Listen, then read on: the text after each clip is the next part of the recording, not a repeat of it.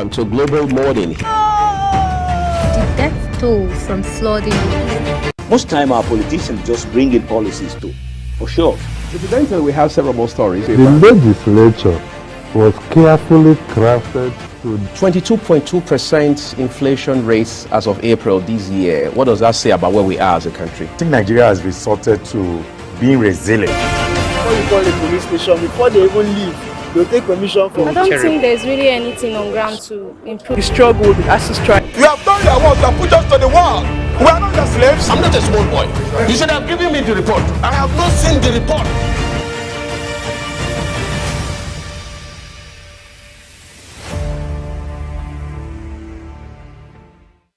Welcome to Global Morning. The death toll from flooding.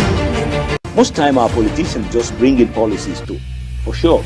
Incidentally, we have several more stories. the legislature was carefully crafted to 22.2% inflation rates as of April this year. What does that say about where we are as a country? I think Nigeria has resorted to being resilient. Before you call the police station, before they even leave, they'll take permission from I don't think there's really anything on ground to improve. the struggle with ASU strike. You have done your work, you have put us to the wall.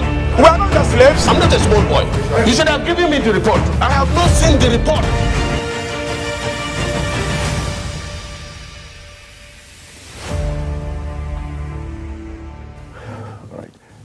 Welcome to Africa's Finance and Breakfast Show. Wanted to say something creamy, but had to swap it for the sake of humanity. Good morning,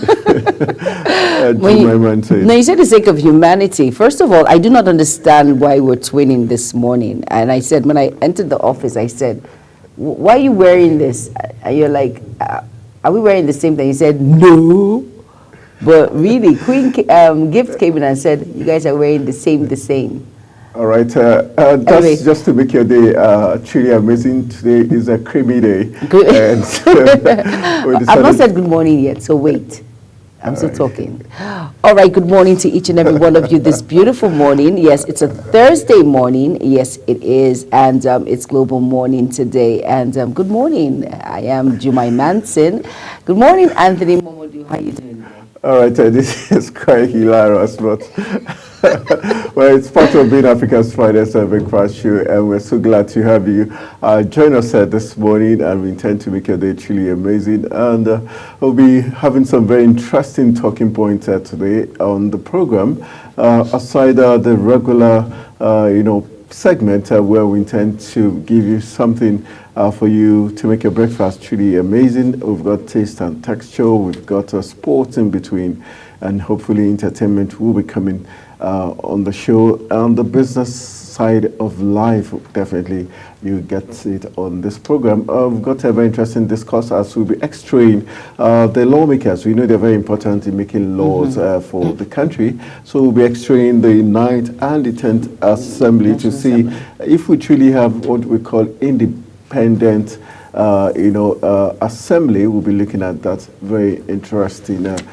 talking point. We'll also be looking at the papers. What are the papers saying is one very interesting talking point we also will be looking at. And I know Jemai has got something to say as regards today. Yeah. I don't know the International Day. I thought today was Creamy Day, but No. obviously the United Nations have something different in store. Yes, they do. Today, April 25th, is International Girls in ICT Day.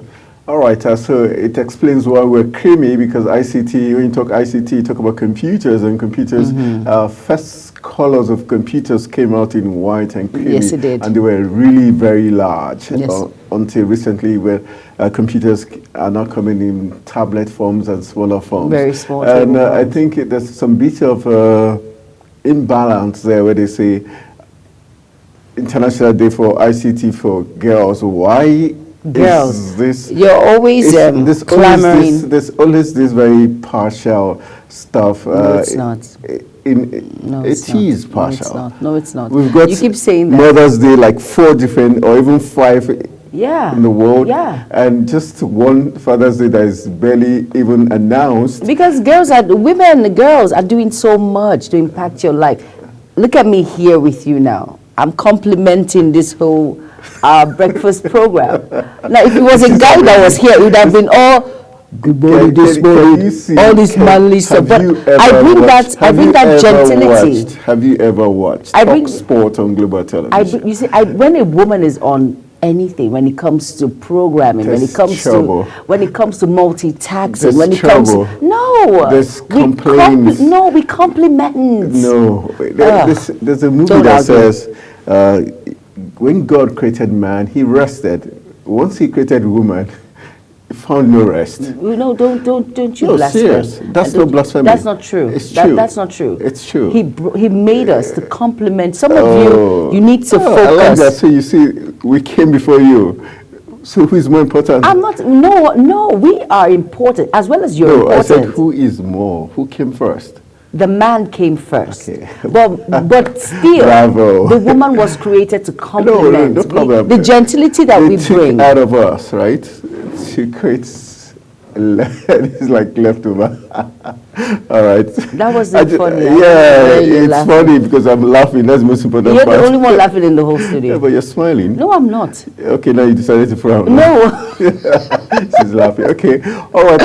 We add a little bit of comedy into it just to lighten ease you because we've got some very disturbing current affair news just for you. But that's not to say we're saying lots of congratulations to the women today, 25th of April, for women in the ICT, and we're looking forward. And that's really true because women, they can hack into your phones, get information. Detectives. But seriously, they are creating impact when it comes to the world of ICT, when it comes to computer, when it comes to the digital world. Women are making impact, and that's why we should be celebrated. So, of course, 25th April is International Day for Girls in the ICT. Kudos to all the women out there who are making impact, who are contributing to the digital world in one way or the other. I celebrate you, and Anthony celebrates you. Global Television, in fact, the whole world is celebrating you at this point. All right, kudos to them, especially those hack their spouses' phones very diligently. All right, we've got some very interesting stories talking about financial report. Over 350 million Africans excluded, including women, excluded from financial issues. That's what the report says. The report says, despite the high number of mobile phone users in Africa, a chunk of its people remain outside the financial ecosystem. Over 350 million people on African continent are excluded from the financial system, a new report has shown. The release of the reporter from Accra, Ghana, where a journalism fellowship on digital public infrastructure is ongoing. Presenting the report, Sabine Mensah, Deputy African a not-for-profit organization, said the high number of mobile phone users in Africa, a chunk of its people remain outside the financial ecosystem, which means financial inclusion means enabling all persons and businesses to have access to and empowered to use affordable and responsible services that meet their needs. The report explains how Africa has a large financially excluded population that accounts for the world's 2 billion unbanked people. Okay, when you say unbanked, you begin to understand that Africans, most of them, because they don't trust the banks, they prefer to keep the money at home. Or in their little box. Calabash is a piggy bank, you call them. But they call it Osusu, right? In the African term. All right, let's tell you, I tagged the state of instant and inclusive payment system in Africa, which is SIIPS. The 2023 report is an Africa-NEDA initiative together with the World Bank and the United Nations Economic Commission for Africa. The challenges noted is highlighting the barriers of scaling instant inclusive payment system in Africa. The report said poor digital public infrastructure and fraud and cyber risk have kept many people out of the financial system. In Nigeria, for instance, the newspaper reported how rural farmers on the fringes of the country's capital, Abuja, grapple with poor telephony services, denying them the benefits of digital financial services. So I think this is well documented already, but we have been told that Ghana and Kenya have made remarkable progress Yes, they have. in deepening mobile money banking services. They're creating an awareness. Yeah, they're saying that only 20 domestic level instant payment system on the continent, with 3 coming on board since 2022. So I think Nigeria has a lot to do, but it's embarrassing, so to say, because we're trying to Africa, but you see Ghana, Kenya taking the lead. Overpowering us when it comes to issues of telephoning. Of course, awareness is key. It's very important, especially in the rural areas when it has to do with the farmers and every one of them that need access to issues like this when it comes to banking, when it comes to digitalization. It's very important. And yes, like you said, being the giants of Africa, it's very embarrassing when you see countries like Ghana, when you see countries like Kenya, when you see countries that are not up to the standard in which we have, having access to all of these things and creating that awareness speaks a lot. It speaks volume, really, it does.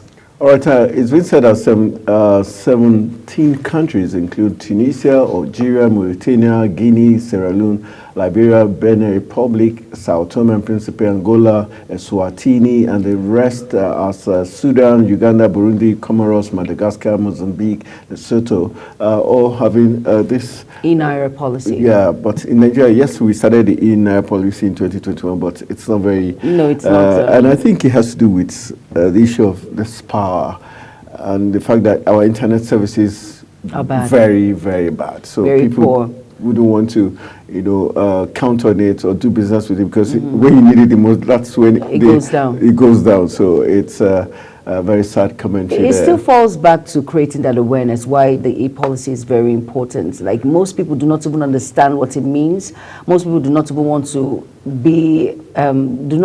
go into such because they feel it's not reliable, it's not consistent. So it's important that awareness is key, and then the individuals, the stakeholders who are in that category do the needful to give us that confidence and hope that the e-policy has come and it has come to stay.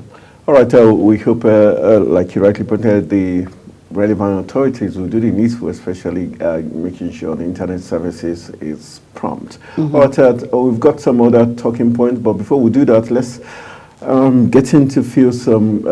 You're hungry, that's it. Taste and Texture is up next. Of course, that's the next thing he's going to say when he comes. When you hear Anthony says, let's get into... Of course, up next is Taste and Texture segment. Stay tuned. Do not go anywhere. Relax. Global Morning continues. That's really fast.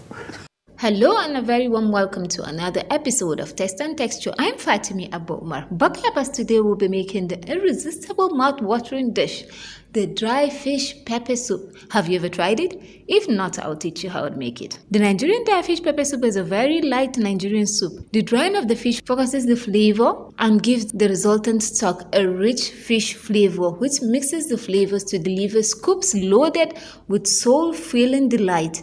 This recipe is exceptional, basic and gentle, which will suit any taste bud. The flavoring can be changed in accordance with individual inclination. Pepper soup is one of the most popular dishes in Nigeria. It is enjoyed very hot and peppery. The mix of ingredients gives the soup its unique taste and aroma, and almost every ethnic group in Nigeria has its own recipe. Pepper soup is also known for its healing powers. Now, the ingredients needed for this pepper soups are 2 medium-sized dry fish, salt, scent leaves finely chopped, half teaspoon pepper, 1 spoon of crayfish powder, pepper soup spice mix, 2 tablespoons of palm oil, seasoning cubes, onions. And now let's make it. Wash the dry fish with warm water and salt. Boil with half cup of water. Add roughly blended pepper, onions, salt to taste, and seasoning cubes. Cover and allow it to cook until it's a bit softened. Add your spices and blended crayfish. Add 2 spoons of palm oil for flavor. Then add your chopped scent leaves. Cover it and let it simmer a bit for like 5 to 10 minutes. And your dry fish pepper soup is ready. Enjoy this particular meal with boiled yam or gari. Now let's take a quick look at the health benefits of dry fish. Pure dry fish is a completely natural product that retains the antioxidants and omega-3 benefits of fresh fish. Fish helps to mitigate the occurrence of heart attacks and keep the body circulation functioning well. Dry fish provides an excellent source of protein, with fewer calories than other foods such as beef. That's all for now. See you same time next time for another finger-licking episode of Taste and Texture. Bye! All right, bye and welcome to... Oh boy, that segment finished too fast and didn't give me the chance to... No, you were drooling all over. I just had to tell you, Anthony, stop. All right, but that's for most times you see it's for sick people who are sick. Pepper soup? Yeah. Are you kidding me? It helps you recover from malaria. People say that, but seriously, you can have pepper soup with different kind of you can blend it in when it comes to pepper soup and boiled yam, pepper soup and plantain, pepper soup and rice. Are you kidding me right now? But there's a different kind of pepper soup. This course. very light one is for sick people. No, it's not. There's this one is fish. Don't say that. That's why you don't know how to cook. I cook better. Any pepper soup can work. No. There's some too light you can use for pounded yam because it's not going to, when you put the pounded yam inside, it's not going to stick to this. Why would you want to eat pepper soup and pounded yam? Yeah, it goes. It goes how? Yeah, that's what you use when you... I know of yam. I don't know of pounded yam. I know white soup. From the south side of Nigeria. Yeah. That's what we do, pounded yam. Yeah, pounded yam. Take that to the bank. Tell them. Take that to the bank. All right. While she's going to the bank, I have to go to the courts of law because the president, Ahmed Tinubu, and the CJN, the Chief Justice of Nigeria, Ariwola. What's that name? Ariwola. It sounds... it's Yoruba. The spellings, there's too many O's there. That's the Yoruba name, Ariwola. But they look like they have different spellings. They have different... because you see some names, the alphabets are different. Oh, just one O. No, double. This has a double. Yeah, that's what I'm saying. That some, like... have one. Yeah. Mm-hmm. So, the Chief Justice and the President says... at the opening ceremony of the National Summit on Justice in Abuja, said that Nigeria acknowledged that many Nigerians lack access to justice delivery. Mm-hmm. They spoke at the opening ceremony of the summit and said the issues of procedural complexity and socio-economic disparity has always made it difficult and barriers to justice in the country. The two-day Justice Sector Summit is being organized by the Federal Ministry of Justice and in line with the Nigerian Bar Association and the Judicial Council. But my question is, you know all this, but they haven't done much. They haven't. Do they have to wait for a summit to get to this point? Yeah, to tell us or to get a solution to this. Well, sometimes, everything is all about an eye-opener. You see, like if I take us back to, now let's deviate a bit, but I'm trying to get somewhere. I wanted to ask, because there was a tribunal after the elections. Okay. So is it like they didn't know all that? And even when Nigerians were crying foul that the tribunal was skewed towards favoring the now president. The now president, yes. Like I told you, the kind of system in which we operate here in Nigeria, something needs to play out first before the needful is done. When we're all crying high cost of living, what happened?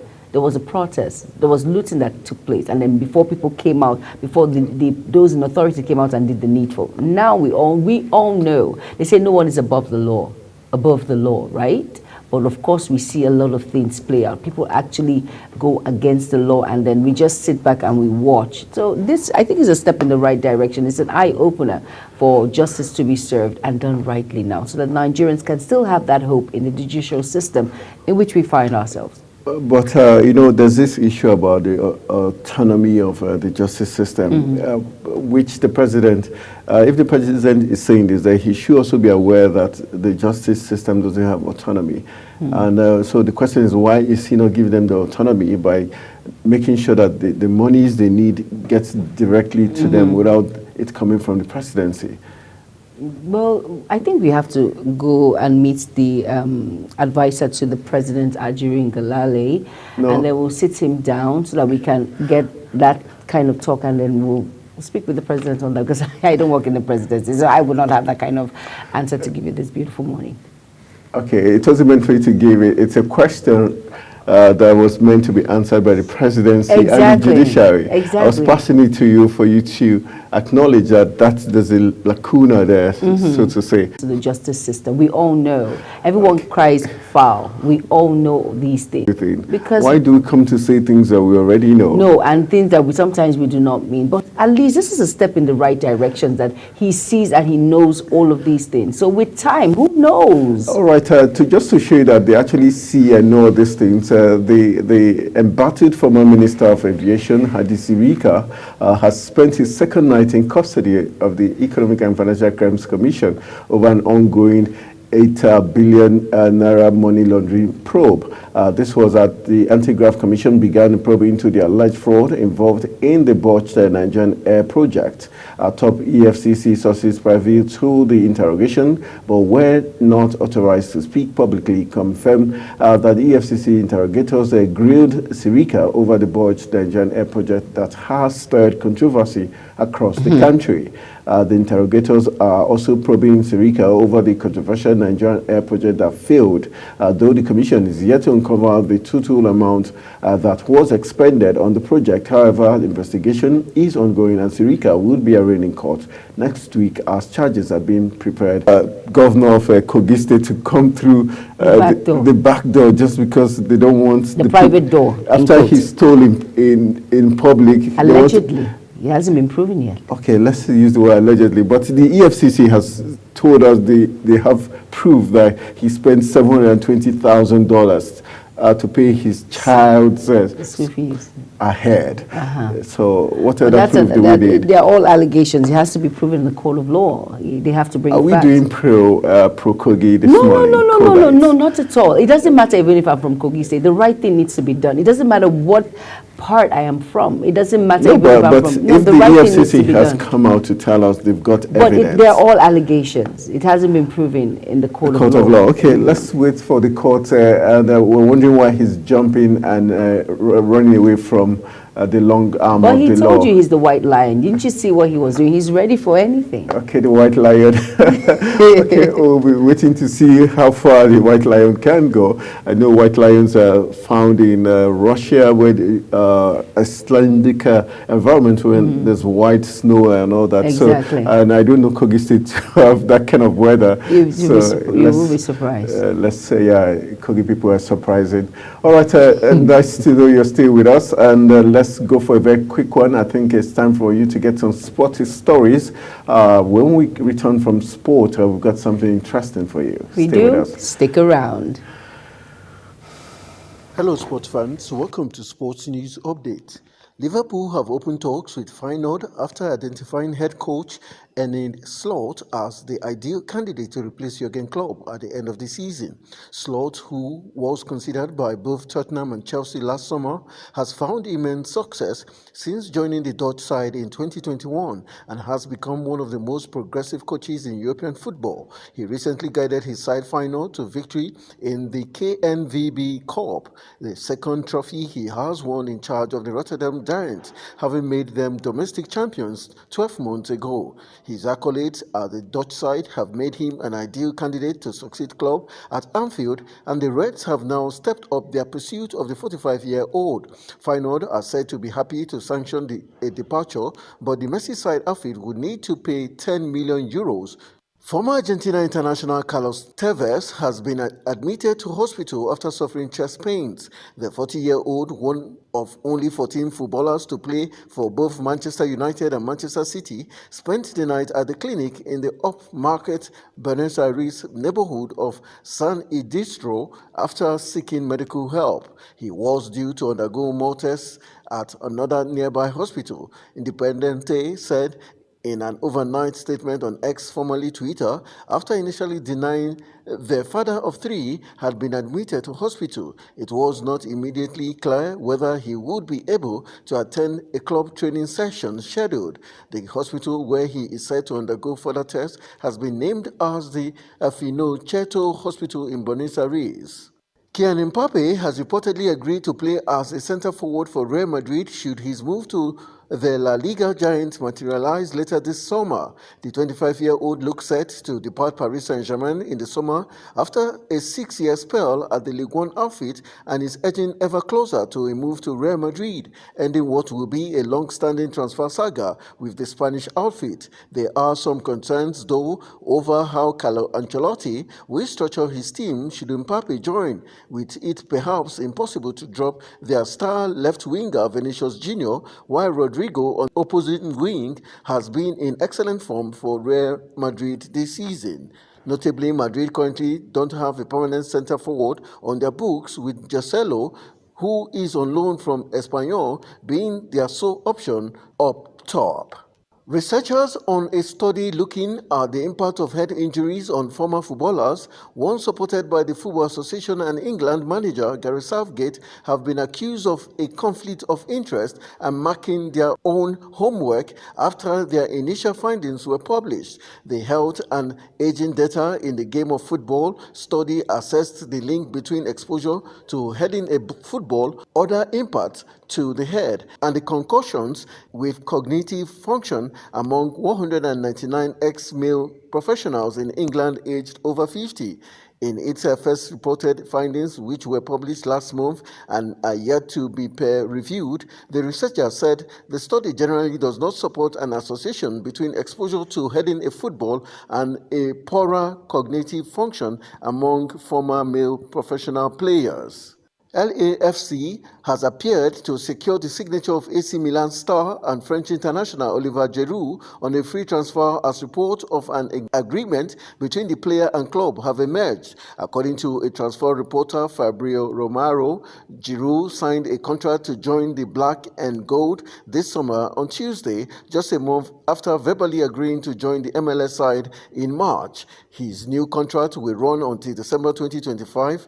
Giroud will join close pal and longtime France teammate Hugo Lloris in Los Angeles next season. Giroud can be considered new LAFC player, Romero shared on X barely a day after AC Milan's loss to rivals Inter Milan on Monday, as the Rossonero conceded this year's Serie A titles race in the process. And wrapping it up, Marketa Vondrousova has opened up on her difficult last few weeks with her divorce following the death of her grandfather, Stanislav, which saw her leave Indian Wells prematurely earlier this year. Vondrousova set the tennis world alight last summer when she became the first unseeded woman to win Wimbledon, beating Ons Jabeur 6-4, 6-4 to lift her maiden Grand Slam title. The 24-year-old added glory in the SW19 to a runners-up finish at the French Open and Olympic silver from 2020.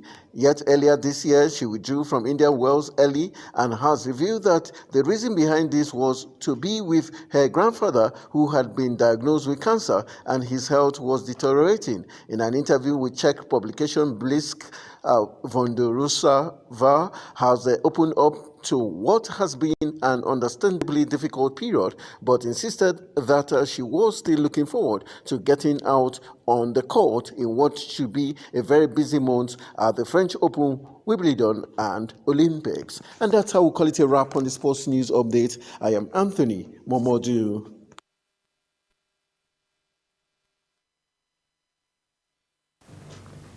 All right, welcome back from that interesting sporting highlight of the big stories making the rounds in tennis, football, and other sporting areas of life. It's now time for us to run quickly into the Global AM News desk so that we give you the big stories making the rounds. Stay with us.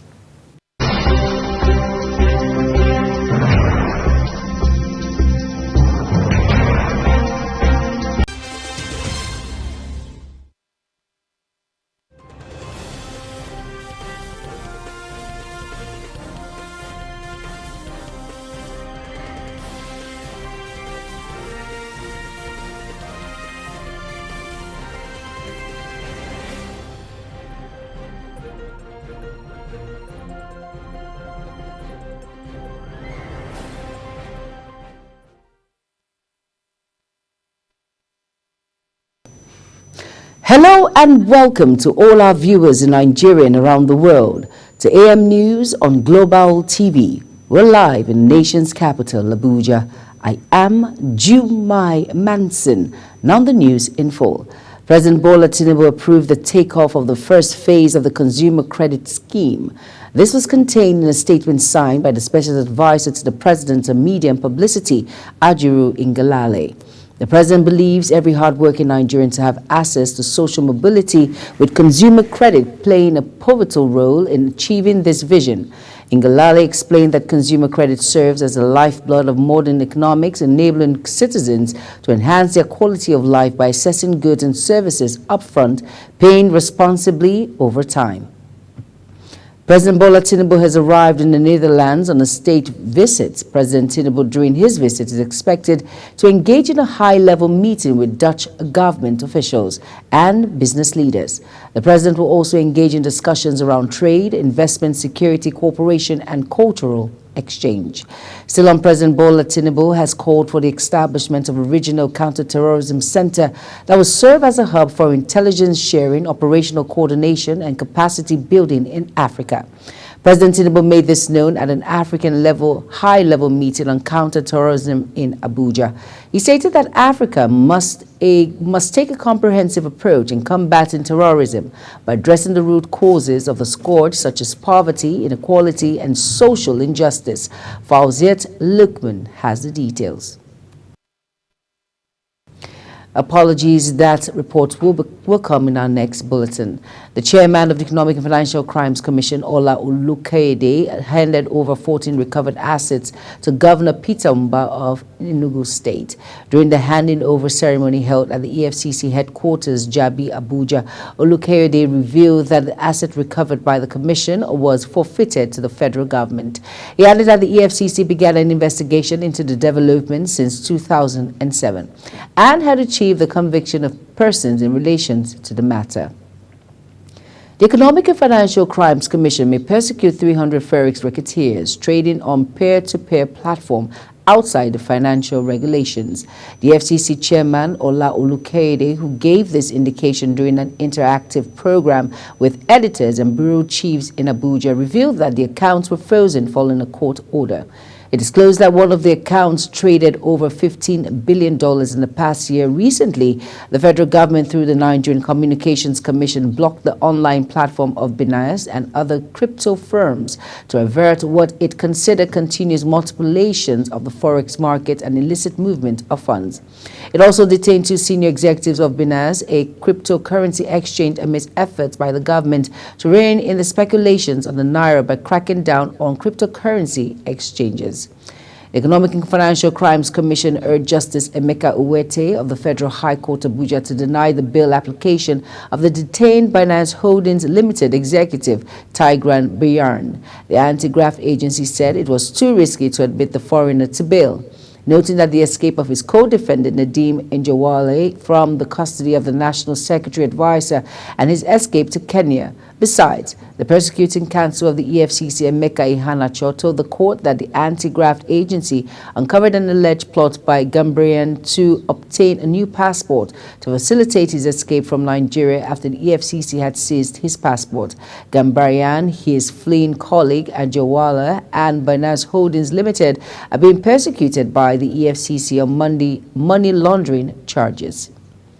Still on, the Economic and Financial Crimes Commission has filed a fresh charge at the High Court of the Federal Capital Territory against the embattled former governor of the Central Bank of Nigeria, Godwin Emefiele. EFCC in the charge accused Emefiele of approving the printing of 684,590,000 at the rate of 18.96 billion naira. EFCC alleged that Emefiele broke the law with intent to harm the public during his implementation of the Naira swap policy of the administration of former President Muhammadu Buhari.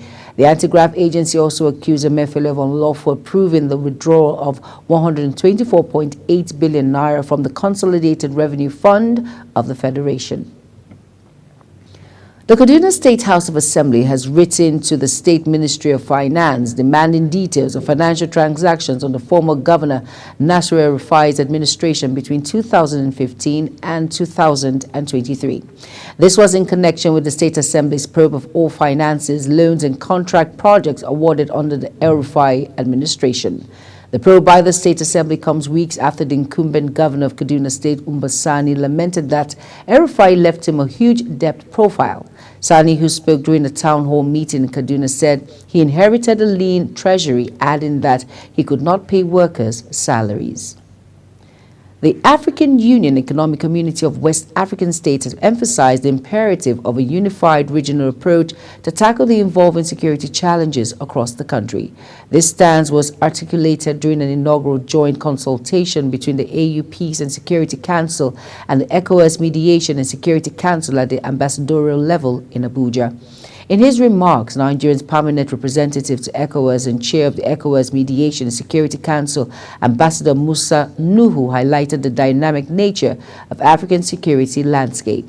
Nuhu underscored the emergence of new and complex threats ranging from terrorism and violent extremism to unconstitutional charges in government. The Nigerian Air Force said several terrorists were killed during a joint operation by the air component of Operation Hadin K and troops of the Nigerian Army. The service also said their hideouts in Damaske and Mabar local government area of Borno State were equally destroyed. A statement by its Director of Public Relations and Information, Air Vice Marshal Edward Gabwat, noted that the terrorists had attempted to attack troops of Sector 4 of the MNJTF at Lada, a border town between Niger Republic and Nigeria, and subsequently fled across the border into Nigeria. He added that the fleeing terrorists, who were on 8 motorcycles, were later tracked to 2 locations in Zari village, about 28 kilometers east of Damaske and Mala Alede in the Mobar areas of Borno. The Federal Airport Authority of Nigeria has announced the reopening of a runway of 18L/36R at Murtala Muhammed Airport in Lagos, following a temporary closure caused by Dana airplane skidding off the runway on Tuesday. This was disclosed in a press release signed by the Director of Public Affairs and Consumer Protection, FAN, Oboagele Ora, on Wednesday. The Federal Ministry of Education has convened an urgent meeting in response to an alarming online video circulating regarding alleged bullying incidents at Leeds British International School. The Minister of State of Education, Dr. Yusuf Tanko, emphasized the government's steadfast stance against any form of harassment, intimidation within educational institutions. The registered Joint Admission and Matriculation Board, JAMB, Israq Oloyede, has said no fewer than 1.94 million candidates were projected to sit for the 2024 examinations in the country. Oloyede said this in Kaduna while inspecting computer-based test CBT centers in the state amidst the ongoing JAMB examinations. He added that at the end of the examination today, there would be less than 100,000 candidates remaining in Lagos, Benue, and other states in the country. You're watching AM News, coming to you live from Nigeria's capital, Abuja. We are on Star Times channel 276. Can you follow us on all social media platforms by using at Global TV NG and the handles now showing on your screen. When AM News returns, UK Versity offers Nigerians 44 million Naira scholarships. These and other more stories coming right after this break. Do stay with us.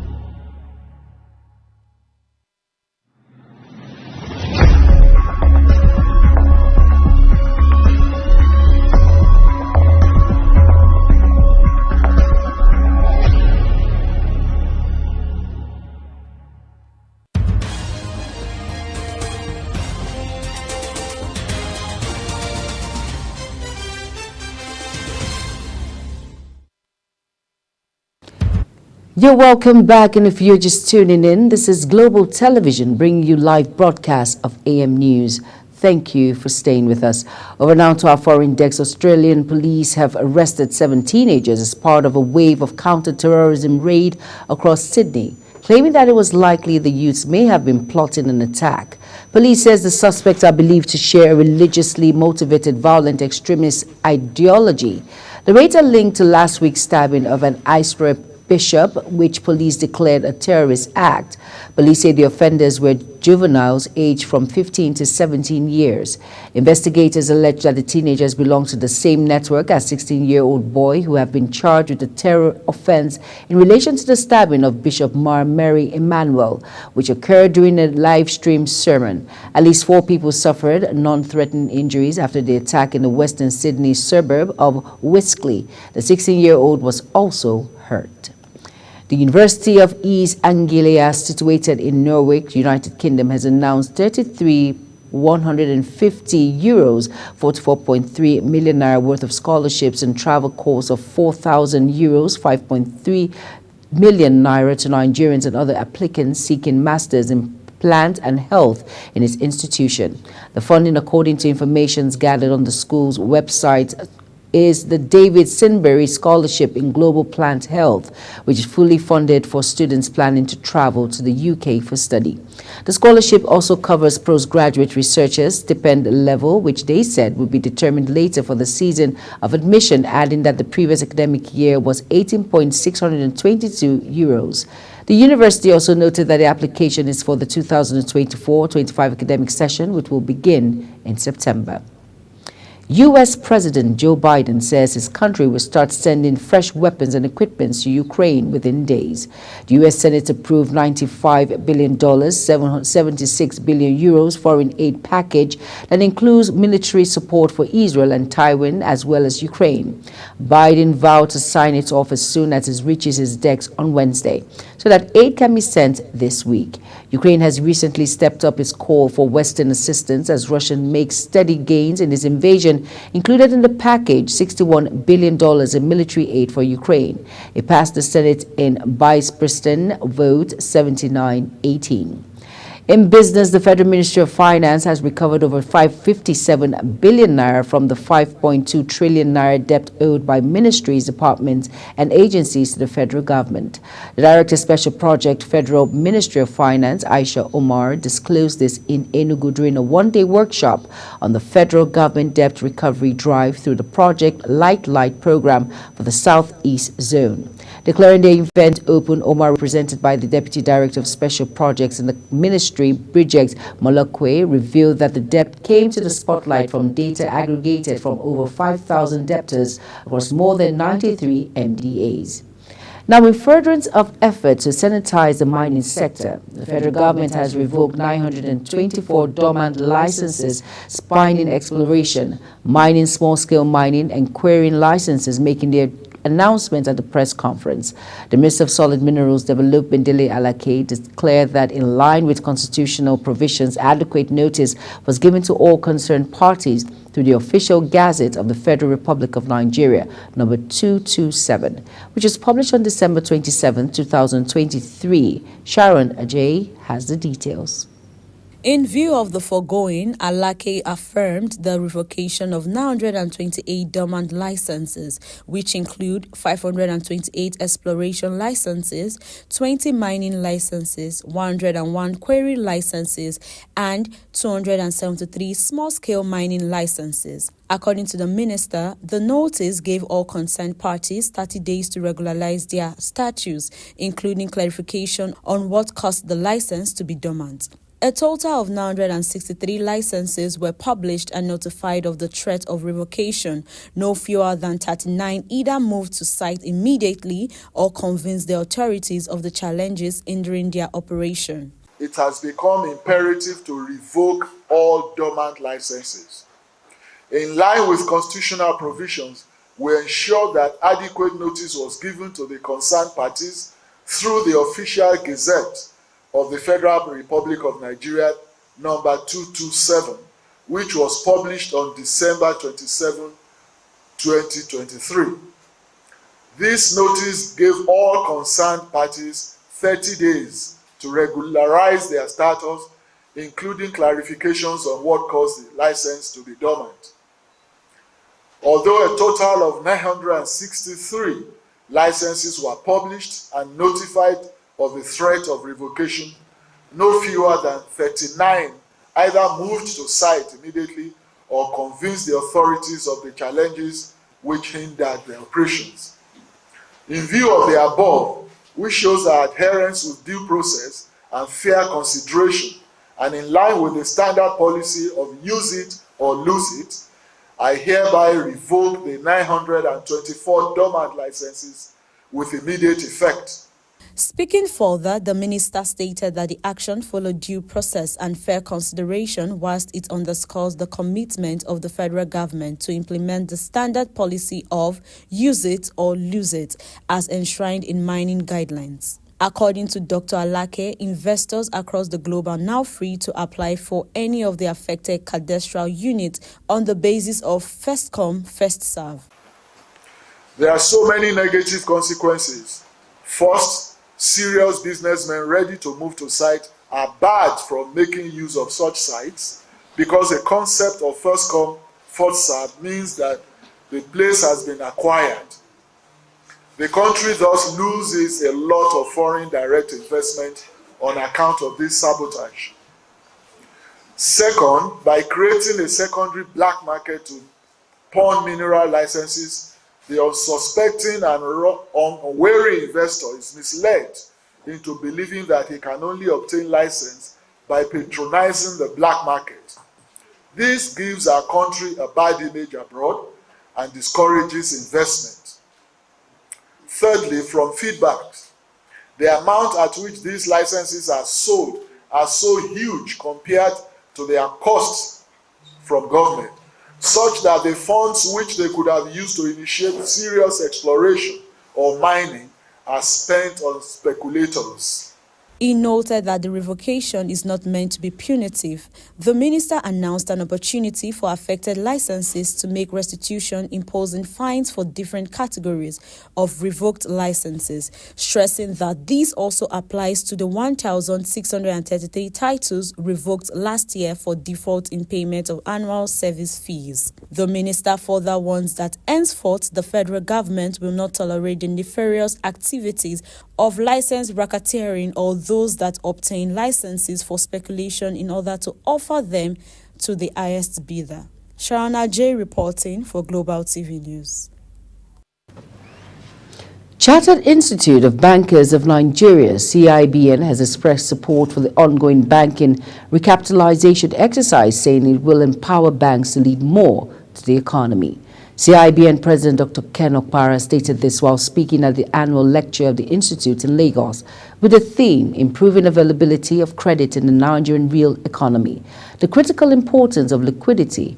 Okpara noted that the volume of credit to the real sector activities, namely agriculture, manufacturing and service, is low compared to their critical role in driving economic growth. Oil marketers have continued to dispense automotive gas oil, popularly called diesel, at a price between 1,350 naira to a litre and 1,450 naira to a litre in various locations across the country, despite repeated cuts in the price of commodity by the Dangote Petroleum Refinery. This was followed about 470 naira to a litre slash in the price of aviation fuel, popularly called Jetta A by Dangote Refinery. The Dangote Petroleum Refinery announced a further reduction in the prices of diesel and aviation fuel to 940 naira per litre and 980 naira per litre, respectively. The Nigerian movie industry has again been thrown into mourning after the news of the death of another veteran Nollywood actor, Zulu Adigwe, surfaced on social media on Tuesday. Adigwe's death was announced by a movie producer, Stanley Uwoko, in a post on his Instagram page. Adigwe's death is coming 2 weeks after Junior Pope and 3 other Nollywood actors died in a boat accident in Annan River. In sports, Barcelona couldn't be making a bid for Chelsea's Carney Chukwuemeka this summer. Barcelona has shown interest in the player in the summer of 2022 before his moves to Stamford Bridge. The England under-21 star has found it difficult establishing himself in Mauricio Pochettino's team, making just 9 Premier League appearances this season. The Spanish Giants want to capitalize on his lack of game time to persuade him to dump Stamford Bridge for Catalonia at the end of the current campaign. Former Super Eagles striker Odion Igaholo has dropped a cryptic retirement hint after saying he has been more than 3 years left in his football career.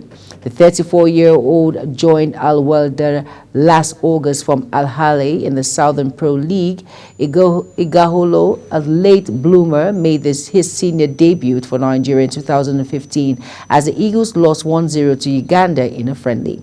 After an impressive outing at the 2019 African Cup of Nations in Tunisia, where he scored 5 goals in 7 games and led the Eagles to a third-place finish, Igaholo announced his retirement from the national team. France record goal scorer Olivier Giroud has reached agreement with Los Angeles FC to join the Major League Soccer club this summer.